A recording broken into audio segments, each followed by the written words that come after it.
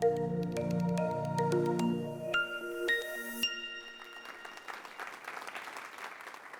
afternoon, everybody. Thank you for coming. Joel Fish is my name. Sports psychologist, licensed psychologist.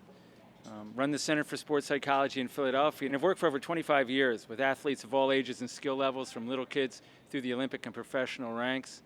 And my goals here today, as I talk about the psychology of working with elite and professional athletes, is A, to bring you up to date on what sports psychology and what sports performance has to say about working with professional and elite athletes. B, that I give you some idea about what plan I use with elite athletes, that I hope gives you a better understanding of how to work with elite athletes and professional athletes, but also that you're able to apply to yourself or to other recreational athletes, or for those of you that are weekend athletes. And C, my other goal is that hopefully you learn more about yourself and somebody else in this room. Because if we're going to talk about mental preparation, confidence, composure, concentration, what we call mental skills, I'm hoping that you take what we talk about today and apply it to yourself, learn something about somebody else in this room, and think about someone who you may be working with, recreational athlete, weekend athlete, or an elite or pro athlete, develop what we call in sports psychology a mental skills game plan to help. And what I'd like to quickly walk you through, and this is based on my experience with working with elite athletes, the professional basketball players on the left, I'm on the right there in case you need to see that. So all the experience I'm drawing from with you revolves related to a team, revolves related to work I've been doing with over 25 years with different professional, elite, and Olympic athletes. And again, I'm drawing on that experience to help you come up with what we call a mental game plan. And that mental game plan is going to be the following. The game plan is, I'm always, in terms of my program with athletes, step one, helping them to understand what their own attitudes are about winning, losing, success, failure, competition. Step two, identifying certain stressors and challenges. Maybe it's after the athlete misses a shot. Maybe it's letting go of a bad play. Maybe it's having somebody say something to them from the audience. Specifically, let's hone in on specific situations that are challenging for you mentally. So see, we can come up with a mental skills game plan, strategies, techniques that you can apply towards that challenging situation. And then step four is always to evaluate, tweak the formula if we need be. So I'm going to be going through quickly this mental skills game plan with you. And again, my goal is that it reinforces certain things you already know about working with highly talented people and that you can apply towards yourself. Or B, maybe through our conversation together, gives you some new ways to approach working with a talented person, an elite professional athlete, to help them with their mental part of the game. So step one, if I'm working with you or anybody else, but certainly when I'm working with professional elite athletes, I'll ask you a question that I've asked hundreds, maybe thousands, of elite athletes. And that question is, what percentage of performance do you think is mental? And we're defining mental as confidence, composure, concentration, communication, teamwork. Is it 10%, 20%, 30%, 50%, 80%? Because if I'm going to spend time with you, elite athlete, Olympic athlete, professional athlete, I need that buy-in from you. I need to make sure that you think this is important. And I can guarantee you just one thing, and one thing only in this talk I'm giving you today. If you ask that question to an elite athlete, to a recreational athlete, to a weekend athlete, what percentage of performance is mental? They're going to say 30, 50, 80% mental. So I might come back to that if the game is largely mental, if performance is largely mental. Let's spend 10, 15 minutes a week, 10, 15 minutes a week, if not more, talking about the mental part of the game, thinking about the mental part of the game, strategizing for the mental part of the game. Because I'll ask you to trust me, if we can improve the mental game 3 or 5%, I can show you documentation up to the ceiling. That's what we call the mental edge. 3 or 5% for an elite athlete, a pro athlete, any athlete, is the difference between going to the foul line and the game's on the line with confidence or with your knee shaking. 3 or 5% in an academic setting, a performance situation, giving a public talk like this is the difference between standing up in a crowd and feeling confident, again, or with your knee shaking. 3 or 5% when we're in a crowd of people, maybe people we don't know, is the difference between feeling comfortable enough that when you're with a crowd of people, you're able to look them in the eye and say, "Hi, Joel Fish, nice to meet you." Or you're with a group of people and you don't feel very confident, so you spend half of your time looking at the ceiling or looking at the floor. 3 or 5% is the mental edge. And so I will get the athlete, what percentage is mental? It's largely mental. Let's go to step 2, which is let's identify some specific situations that are challenging to you mentally. Welcome to the club. You're not machines. You're not robots. This is all part of your player development. This is all part of your personal development. Let's normalize it, if you will. So, as I said earlier, maybe that challenging situation is letting go of a mistake. Maybe it's after missing a few shots, moving on to the next play. I was working with a field hockey player, a very talented national level field hockey player. The time she had most anxiety, if you will, she would tend to overthink, was right before the game. So what did we practice?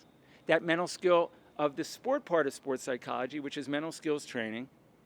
We practice what we call positive self-talk. The messages that we give to ourselves do influence how we feel, how we perform.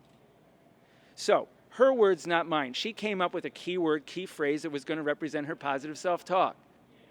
And before the national anthem and during the national anthem, she'd be lined up there with all her teammates, take a deep breath. And while that national anthem was playing, she would say to herself her key word, her key phrase, her positive self-talk.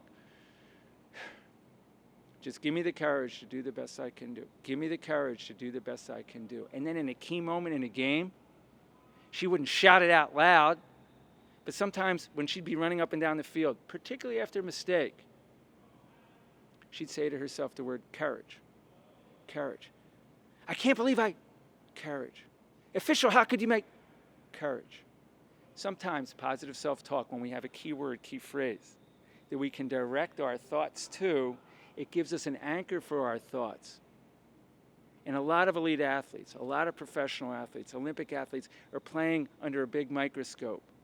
I would never say to you, I'd never say to any athlete, don't feel anxiety, don't feel stress, don't feel anything. But if you do, let's talk about a plan to help you manage that emotion just a little bit better. Be in control of that emotion rather than emotion be in control of you. Positive self-talk. Give me the courage to do the best I can do. Other mantras that we help athletes come up with is something that we practice with them. So in a key moment of a game, when they're in that challenging mental situation, they can redirect their thoughts back to that anchor. Gain perspective. Stay in the moment. Other sports strategies I work with elite athletes in the sport part of sports psychology, the mental skills training, is just maybe relax. And how to take that deep breath. And slow down like I'm doing with you right now. Because when you slow down, heartbeat slows down, blood pressure, blood rate slows down. But a lot of us, especially competitors, competitor within us, when things aren't going our way, we don't slow down because we have these messages. I got to bear down, I got to try hard, try harder. Sometimes we do, but my work with elite athletes, pro athletes, talented people, 9 out of 10 times it's not about trying harder, it's about slowing down. Regaining composure, be in control of those emotions rather than those emotions being in control of the person. Maybe we'll practice focus techniques, concentration techniques. Okay, how to improve that. Because I really, really believe that there are strategies, techniques, ways that we can teach our elite athletes to improve their concentration, their focus. And rather than me just talking about it, let me demonstrate with you what I do sometimes with some elite athletes with the goal of improving focus, concentration. So I'm going to give all of you 5 or 6 different commands. I'm going to ask you to see something, hear something, feel something. I'm going to ask you to shift your attention. And I want to see how well you're able to follow my commands and direct your thoughts, direct your attention, direct your focus towards where I ask you to do it. Okay. Choose to look me in the eye. Choose to be aware of the sounds coming from outside this room. Choose to be aware of the feeling in your right foot, wherever it rests, wherever it lies. Choose to shift your attention to your left foot and be aware of your left foot, wherever it rests, wherever it lies. Choose to listen to the sound of the ventilation system. Choose to be aware of your right foot. Choose to look me in the eye. Haddies, were you able to hang in there with me? What word did I use more than any other word? Choose to. Because when you're choosing to look me in the eye, you're not aware of the sounds coming from outside. When you're choosing to be aware of your right foot, You're not aware of the feelings in your left foot. We have tremendous power, I believe, of focus, concentration when we're coming from a place of choice. Choose to bear down. Choose to lighten up. Choose to move on to the next play. Choose to have an attitude of learning and improving. I would never say to any athlete, and we talk about this a lot in the psychology of working with elite and professional athletes, block this out, don't think that, because you know what happens if I say to you, block that out, don't think about it, don't think about it? All of a sudden you're thinking about it. It's like me telling you, don't think about your belly button, all of a sudden you're thinking about it. But when you're choosing to be in the moment, choosing to move on to the next play, choosing to calm down, that gives us power, us control. A really important concentration technique that I think we can teach recreational athletes, weekend athletes, but that I do with professional athletes, with Olympic athletes, with elite performers. The other parts of sport, from the sports psychology, it might be mental preparation. What do you like to do the night before a game, an hour before a game, 10 minutes before the game? Individual differences. Let's try to learn from our experience to be able to identify and then apply those ideas. Visualization, where you watch yourself the night before a game, and you just imagine 3 scenarios that might come up in that game that next day or that performance. Imagine a good scenario, okay scenario, or not okay scenario. How do you want to look? How do you want to feel? The idea behind visualization is when you watch yourself perform in a certain way, when you're in that situation, you feel like you've been there before. And if you feel like you've been there before, you're going to be more in control. You feel more in control, you're going to feel more self-confident. You feel more self-confident, your natural talent is going to flow. The athlete's the one that's told me performance is 30%, 50%, 80% mental. Okay, so we're going to spend 15 minutes a week, or hopefully more, talking about it, thinking about it, developing strategies for it. Because if we can improve that 3 or 5%, that's the mental edge. That's the sport part of sport performance and psychology. The psychology part that I work with elite athletes has to do with anything in their personal life that can be impacting on their performance. So I've talked with elite and professional athletes for 25 years. Anxiety, stress, relationships, real world stuff. Welcome to the club. You're not a robot. You're not a machine. So for example, I had an elite golfer, a pro golfer, PGA golfer just 2 weeks ago said to me, Joel, I'm in a slump. What's your slump? Be more specific with the stressor. Let's put together a mental game plan for it. He goes, I'm leading these tournaments in the 16th, 17th, and 18th round. I can't close it out. Well, in 5 minutes, I said, tell me about yourself. In 5 minutes, he's talking about his mother, father, his family. And to make a long story short, he left college early in order to pursue a professional golf career.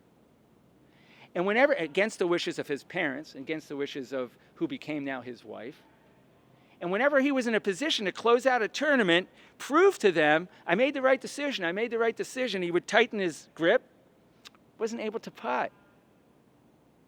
We ended up spending a lot of time talking about his parents, about proving himself, about his wife. That's a psychology case. All normal stuff that we can't just turn it off, on and off when we're on the playing field. Sometimes there's a sport part, the mental skills training part, and sometimes it's a psychology part, because if there's some underlying issue that's kind of there, we need to really address that, understand it, help you with that so that your natural talent can flow. There's no magic to any of this stuff, but since that time, he's really, really improved his finishing tournaments, his putting. He's the one that said to me, I feel freer inside, because in psychology, we always say it's better to get things out rather than to keep it in. So my work with elite and professional athletes, with people in general, it's about sometimes trying to find out what the root of their feelings are. That's the psychology part. We can improve the mental game. We can improve that 3 or 5%. That's what the psychology of working with athletes is all about. Think of it this way. If we improve 1 percentage point a week, in the mental part of the game, we can be here, 2 weeks later we're here, 4 weeks later here, 2 months later we're here. We can improve that 3 or 5%. We can train the mind. I believe that. We can change. Now, I had an example just last March that really, brought that to my own attention. I used to be very shy, painfully shy. Sometimes it's hard for me to believe I can get up in front of a group like this and do this. And I went to my 40th college reunion. And sure enough, probably 10 people came up to me at that point and said something like, Joel, you still shy? Speak up, Joel. Can't hear you. We can change. We can change. You and I can change. But it takes practice. It takes work. It takes developing a mental game plan. It takes buy-in. Step 1, what percentage is mental? Step 2, let's hone in on some specific situations. So that's step 3, we can develop a mental skills game plan to address that situation. Okay, improvement is gradual.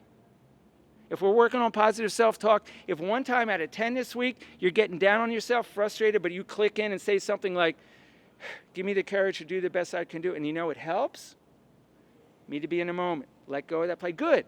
It helped you 1 out of 10 times this week. Maybe it'll help you 2 out of 10 times next week. That's the way mental skills training works. It's little by little by little.